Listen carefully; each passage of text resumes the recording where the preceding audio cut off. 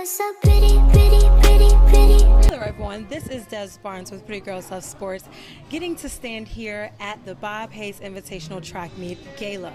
This is the 60th year that the Bob Hayes Invitational has been going on, and this year they have some inductees that are coming into the Hall of Fame that range from all different types of talent, from Olympic champions to NCAA champions, and all around just great coaches. At this event, I got to interview some great people, especially a Hall of Famer that is going into the Hall of Fame this year. It's an amazing opportunity to be able to stand here to see not only their talents, but their accomplishments that they have over the years. Now let's get into these interviews. I have a very special man with me today that I'm going to be interviewing and getting a little cozy with. He said he doesn't interview well, but I think he's going to do just fine. I'm going to let him introduce himself, and then we're going to dive into some questions. You ready? Yes, I'm ready. Okay. I'm Caleb White. I'm from here, been here in Jacksonville since '73. I founded the Young Achievers Sprint Club in '87, and we've been having fun attending the Bob Hayes over the years. Many of my athletes competed and held up the Jacksonville area as far as participation in the Bob Hayes. And the Bob Hayes has afforded many of the athletes in North Florida to get educational scholarships to universities all over the United States. Okay, so you just gave me a lot of information there, so let's dive into a little bit of this. But first I want to start by saying congratulations, because you are getting inducted into the Hall of Fame. So what does that mean to you, getting this recognition? It's really an honor. I've just enjoyed coaching track. Never thought that I would get this honor to be in the Hall of Fame, but the most wonderful part about it is I'm being inducted into the Hall of Fame along with one of my athletes, Jeremiah Clark, who I coached in Seoul, Korea in 1988.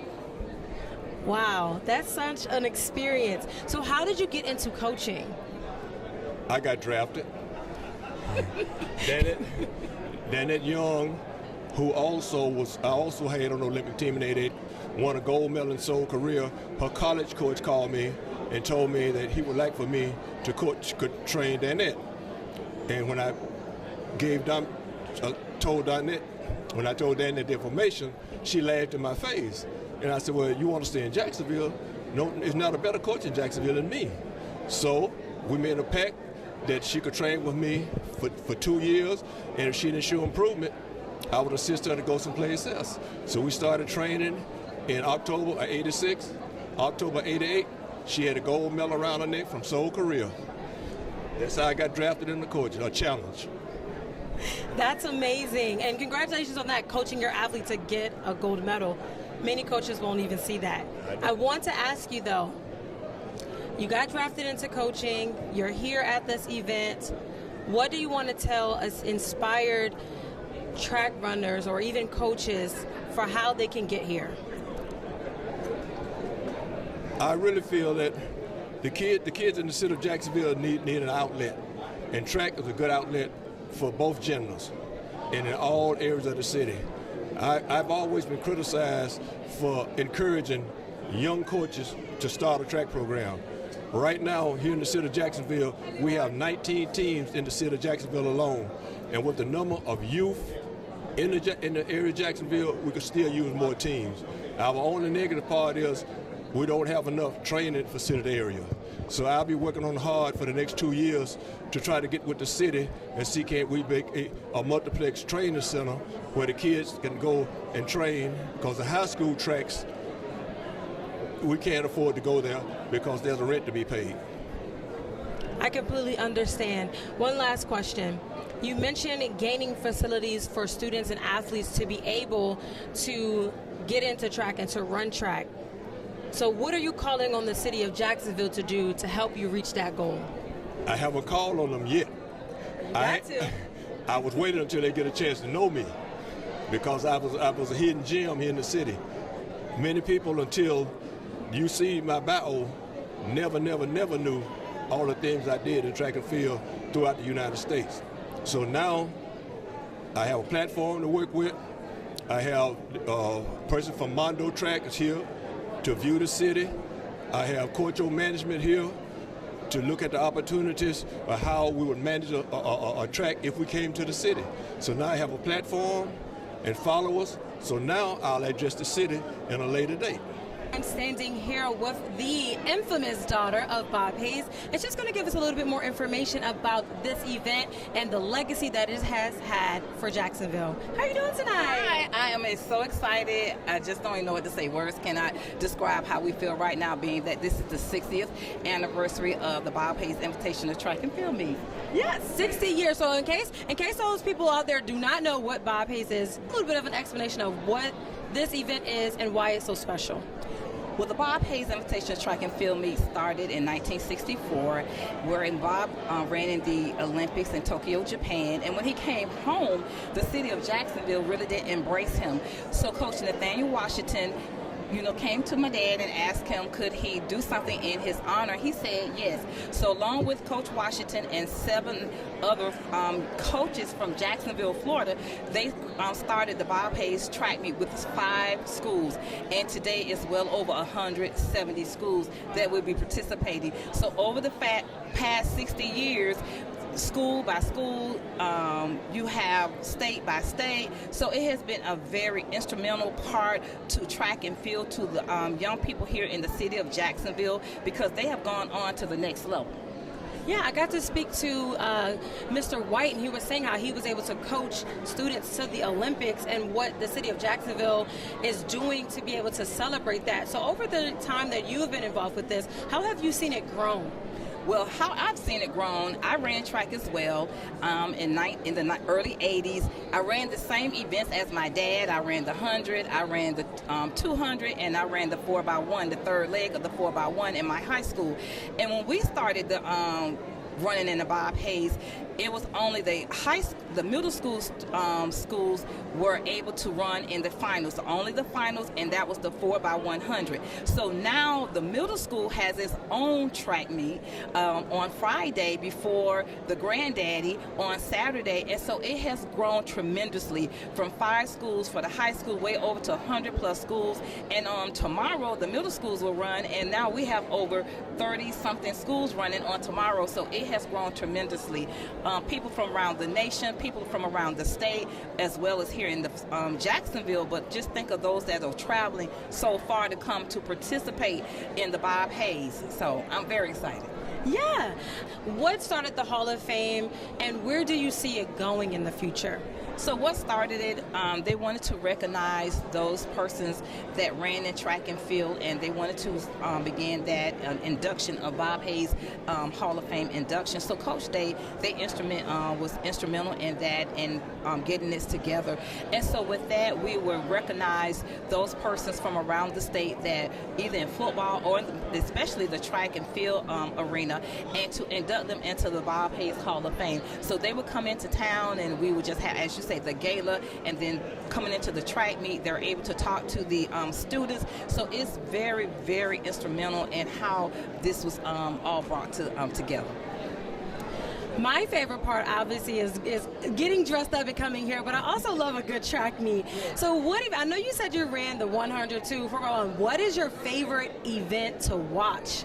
My favorite event to watch, actually it's all of them, but especially the 100, the 200, the 4x1, the 4x400, because those events determine sometimes the places who will actually be winners.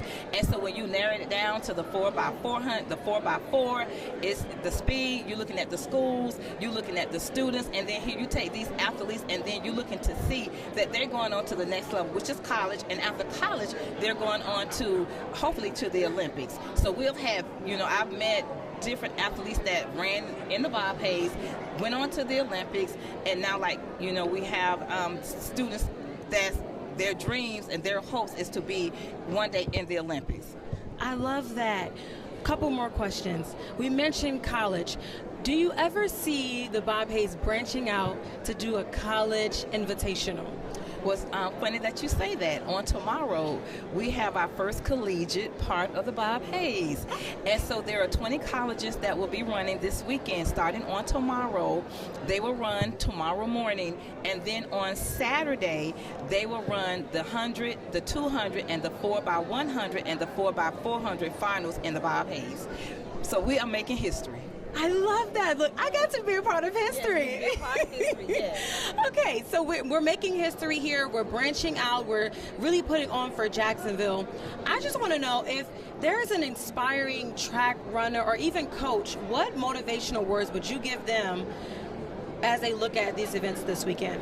What I would say, you know, when I ran track, my motivation, I love Wilma Rudolph. And I actually wanted to attend Tennessee State because of Wilma Rudolph, because she ran track and the things that she had to overcome. But I could not get to Tennessee State.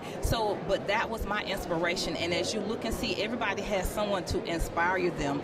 And a lot of them don't know who Bob Hayes is, but then we have many of these athletes that know who Bob Hayes is. But to hear his story, to understand his story, and to know that it doesn't matter where you come from or where you start, it's how you finish and when you finish the race.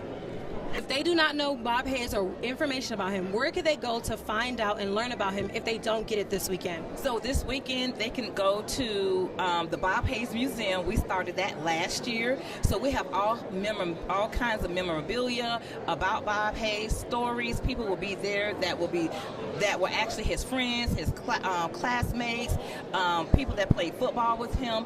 And also you can go to the Bob Hayes Invitational Track and Field Meet website and learn more history as well. Thank you so much. I am so delighted to be able to have a conversation with you.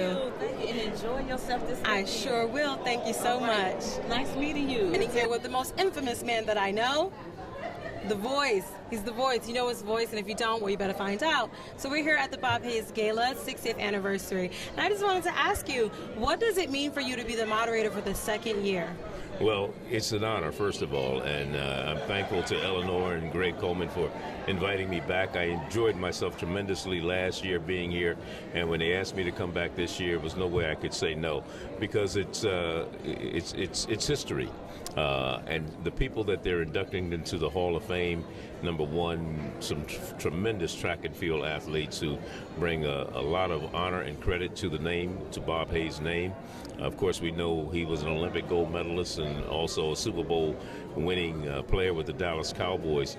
And to have this event and to have all the participants come in and the former athletes, a lot of them who are being inducted in the Hall of Fame are from this area, from Jacksonville, Florida. And as high schoolers, they participated in these meets. You know, this is a 60th year that they've had this event. So it's an honor, again, to be here and be a part of history. Well, congratulations for second year. What does this mean for athletes and students who are going to HBCUs or who want to be part of that community?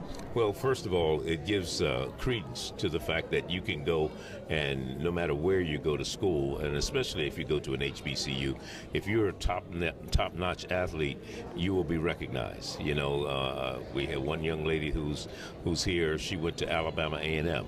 An HBCU. Of course, Bob Hayes went to Florida A&M. So again, you don't have to go to the PWIs or the Power 5 school.